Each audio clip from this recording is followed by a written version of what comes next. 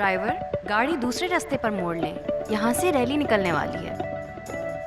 गाड़ी में हूँ पर खबरों से दूर नहीं, क्योंकि जानते रहना लाजमी है। तो अभी अपना फोन उठाइए और समा SMS न्यूज अलर्ट्स हासिल करने के लिए SA टाइप कीजिए और भेज दीजिए 8125 पर। समा SMS न्यूज अलर्ट्स, जानते रहना लाजमी है। यार तुमने मुझे बताया नहीं, तुम सरासिफ के बारे में सब कुछ जानती थी। क्या मतलब? मतलब ये कि कल रात में सरासिफ ने मुझे फोन किया था। सच? उन्होंने तुझे कॉल की? क्या जवाब दिया तूने? इसीलिए तो तुम्हारा इंतजार कर रही हूँ। मुझे समझ में नहीं आ रहा मैं क्या करूँ। अरे नबीला, इसमें सोचने की क्या जरूरत है? हाथ रख अपने दिल पर और सोच सरासिफ के बारे में, और फिर जो जवाब मिले तो उन्हें बोल दे।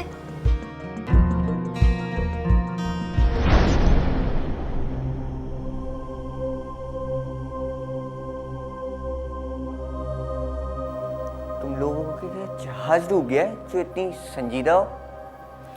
आइए आइए सर, आपकी स्टूडेंट्स तो आज लंबी सोचों में। अस्सलाम वालेकुम, कैसे हैं आप लोग? वालेकुम सलाम सर, आप कैसे हैं? अल्लाह का शुक्र।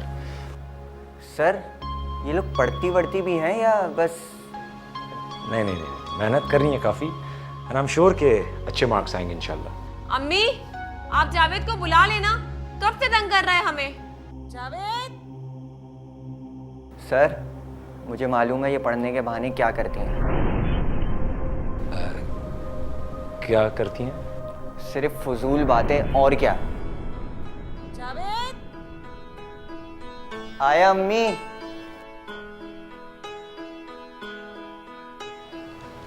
नबीला, मुझे तुम्हारे जवाब का इंतज़ार है अभी। सर वो मैं आपको आज रात में जवाब दे दूंगी। तुम्हें बड़ी खांसी आ रही है, चलो निकालो काम, तुम्हारी खांसी अभी बंद होती, निकालो।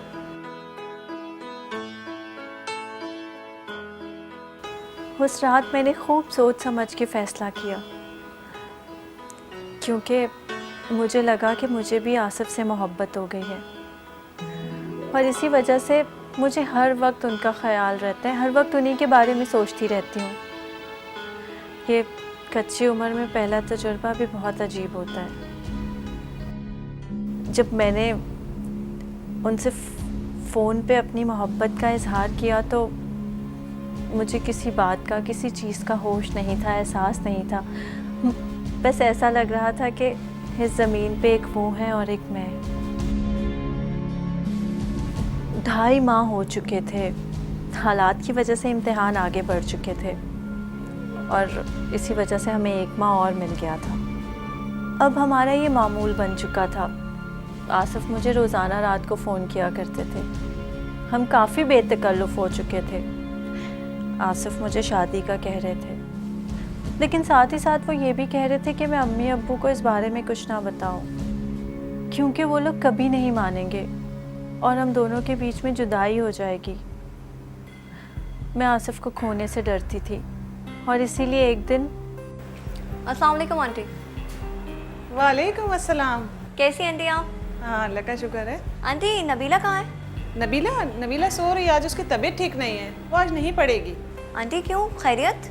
पता नहीं, कह रही थी सर में दर्द है। आंटी मैं उससे मिल सकती हूँ? हाँ हाँ ज़रूर बेटा, देख लो। Thank you aunty.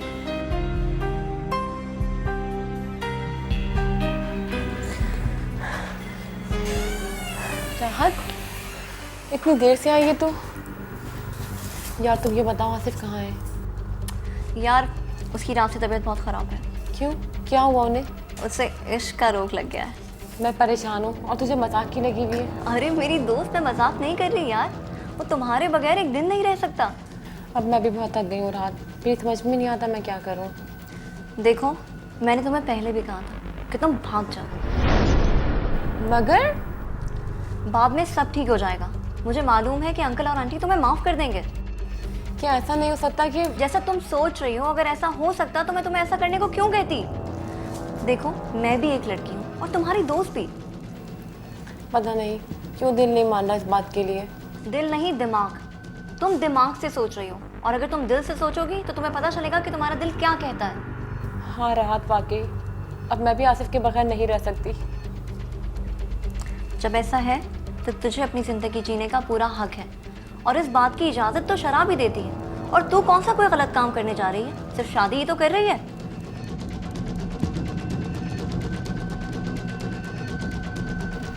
राहत और आसिफ ने मुझे इतना ज़ोर दिया था कि मैं उनकी बात मानने पे मजबूर हो गई थी, लेकिन उनके साथ साथ मेरा अपना कसूर भी था। मैंने सिर्फ उनकी बातों और अपने जज्बात में आके फ़ैसला कर लिया। और उस रात जब आसिफ से मेरी फ़ोन पे बात हुई तो हमने सारी प्लानिंग कर ली, और अगले दिन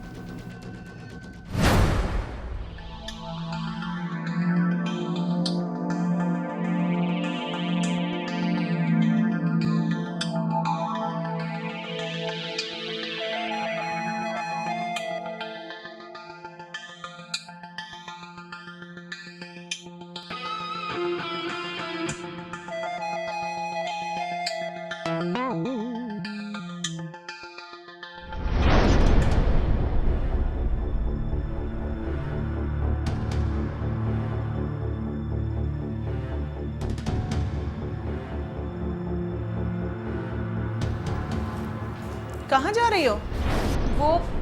वो मैं इधर अपना करीबी दुकान पर जा रही हूँ। क्या लेने के लिए?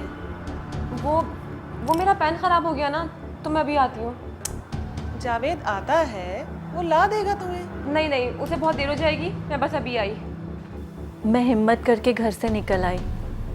मैंने अपनी ज़िंदगी में अपनी अम्मी से पहली दफ़ा झूठ बोला था, और यही वजह थी कि मैं उनसे आंखें मिला के बात भी नहीं कर पा रही थी।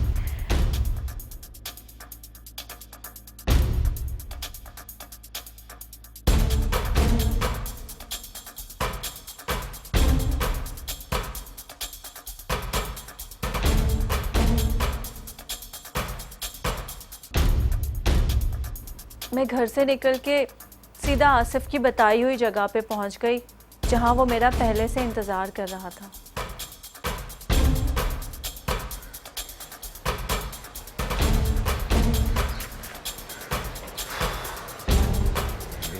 यार क्या चक्कर है?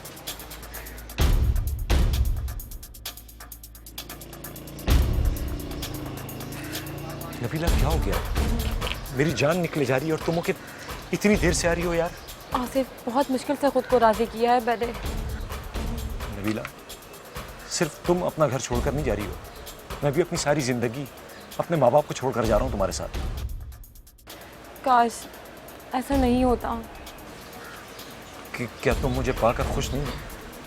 ऐसी बात नहीं है आसिफ, लेकिन बस। अच्छा चलो यहाँ से चलो। लेकिन हम जाएंगे कहाँ? हमारे दूर के रिश्ते के खाला है, खानम खाला, उनके यहाँ जाएंगे।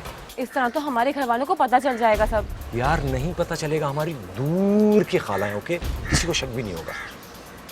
और तुम मुझसे शादी कब करोगे? पहले चलो तो सही, फिर शादी और बच्चे, सबका प्लान बताता हूँ। आ जाओ। वो मुझे टैक्सी में बिठा के ले चला था। मेरे अंदर अजीब कश्मकश चल रही थी। एक तरफ तो आसिफ को पा लेने की खुशी थी, और दूसरी तरफ अम्मी अब्बू और भाई की जुदाई और उनकी बेइज्जती का दुख मुझे तड़पा रहा था। मुझे ऐसा लग रहा था कि मैं उनकी इज्जत को अपने पैरों तले रोनते हुए कुचलते हुए अपना रास्ता तय कर रही हूँ। मैं इसी सोच में थी कि मुझे पता भी ना चला कब हमारी मंजिल आ गई।